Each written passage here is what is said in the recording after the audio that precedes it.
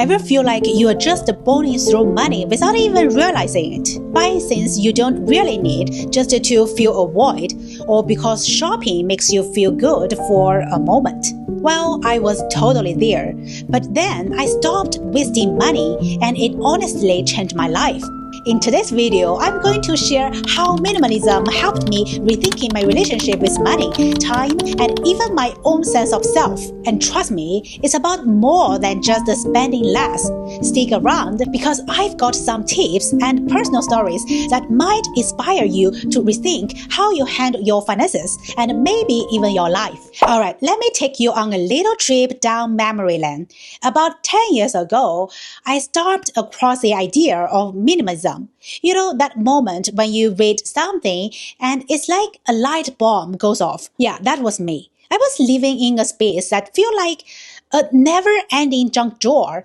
And the more I looked around, the more I realized that I couldn't even see what I had because there was so much stuff. So I started decluttering. At first, it was small things like old magazines, mismatched socks, the usual suspects. But it feels amazing. I suddenly had room to breathe. But it wasn't until about 8 years ago that I really dove into the minimalist lifestyle. I didn't just want a tiny home anymore. I wanted to simplify everything. I mean, my spending, my time, my habits, everything. Minimalism wasn't just about emptying out my closet or donating old furniture. It becomes a full-on lifestyle overhaul. I stopped mindlessly shopping and spending money on things I didn't need. I stopped hanging out in places that drained me. And most importantly, I stopped letting bad habits control my life. I'm not going to lie, at first, it felt like giving up some comfort. I mean, who doesn't love a bit of retail therapy or spending the afternoon scrolling through gadgets you will never use? But slowly, I realized that the more I let go of the unnecessary, the more I gain in clarity, peace, and focus. So minimalism became about freedom to live a life that was truly mine, free of distraction and clutter. So if you're thinking about minimalism, I say go for it. It's not just about clearing your closet. It's about clearing up your entire life. And let me tell you, that's one of the most rewarding things I've ever done. Now I'm about to share something that might surprise you. Growing up, I had zero clue about money. I know, it sounds crazy, right? But here's the thing. I grew up in China, and while we were definitely middle class, my parents made sure I had everything I could ever want. I was lucky in a lot of ways. I didn't have to worry about how much things cost or where the money came from. There was always cash in a drawer, and whenever I needed something, I just took what I needed. Pretty sweet, right?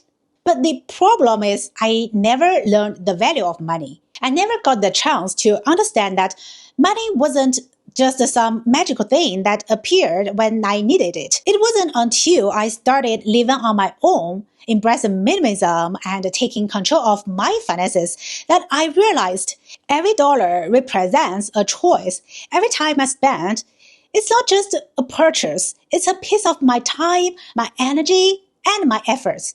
And when that clicked, it was like a switch went off in my brain.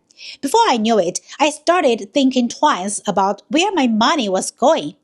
I'd ask myself, do I really need this? Can I live without it? And let me tell you, that simple shift made all the difference. Money is not just a tool for spending. It's a tool for freedom, for security, for peace of mind. So take a minute and really think about what money means to you. Is it just something you spend? Or is it something that represents your hard work and your freedom? This shift in mindset is the first step to take control of your finances. And trust me, once you get it, you will never look at your wallet the same way again. Okay, next part, we need to talk about the joy of shopping. That rush when you click buy now or strut out of the store with bags full of stuff you didn't even know you needed. Be honest, this excitement is real for about 10 minutes. Then the high just fades. And what do you have? a bunch of stuff you're probably going to forget about in a week. I used to live for the weekend's shopping spree. Every Saturday, it was brunch with friends followed by a trip to the mall. Shoes, clothes, gadgets, I thought all of it made me happy. But the truth is, it didn't. I was not really buying things that added value to my life. I was just feeding an insatiable desire for stuff. It wasn't fulfilling, in fact. It was exhausting. So one day, I decided to do something bold. I challenged myself to stop shopping for 3 whole months. Yep, 3 months. At first, it felt like a punishment, I have to say. I'd walk past the stores and thinking, well, that one jacket would look so good on me. But I held strong. And guess what? The world just didn't end. I didn't die from not having new clothes, and I actually felt freer. My focus shifted. I found other ways to spend my time, like reading, going for walks, tackling personal projects that actually mattered. Shopping wasn't filling a void anymore. It was just taking up space in my life. Here's a prop tip. If you are struggling to break the shopping habit, just share your goal with your friend. Having someone to hold you accountable makes all the difference. And it's way more easier when you have a support system cheering you on. So the next one I want to talk about is shifting to self-reflection. You know what one of the most unexpected perks of minimalism is? The mental clarity it brings. I always thought that stuff would make me feel better, but once I stopped wasting money on things I didn't need, I discovered something far more valuable: mental space. Suddenly, I had all this time and energy to focus on the things that really mattered. I started asking myself the big questions like, who do I really want to be? And what do I actually care about in life? I started journaling as a way to figure this out. I would jot down my thoughts, my dreams, and the kind of person I wanted to become. And you know what I realized? My self-worth has nothing to do with how many things I owned. It wasn't about the shiny new gadgets or the endless pile of clothes I didn't need. Instead, I started investing my time and energy into personal growth, my health, and building deeper relationships with the people I care about. As I learned to value myself more, I noticed a shift in how I interacted with others. I became more present in conversations, more empathetic, and I found myself genuinely enjoy connecting with people. So if you are feeling lost or distracted by all the noise, I highly recommend hitting the pause button and reflecting. It's like spring cleaning for your mind, and trust me, the results are pretty amazing. So let's talk about the life after minimalism. Because minimalism didn't just stop me from splurging on things I didn't need. It totally transformed my whole lifestyle. These days, I spend way less time scrolling through online shopping sites and way more time doing things that actually bring me joy. Taking books, for example. I used to be a book hoarder. I had piles of unread books scattered in dust, all because I couldn't resist the urge to buy just one more. But now, I'm taking full advantage of my local library and the treasure trove of free ebooks online. Not only am I saving money, but I'm also cutting down on clutter.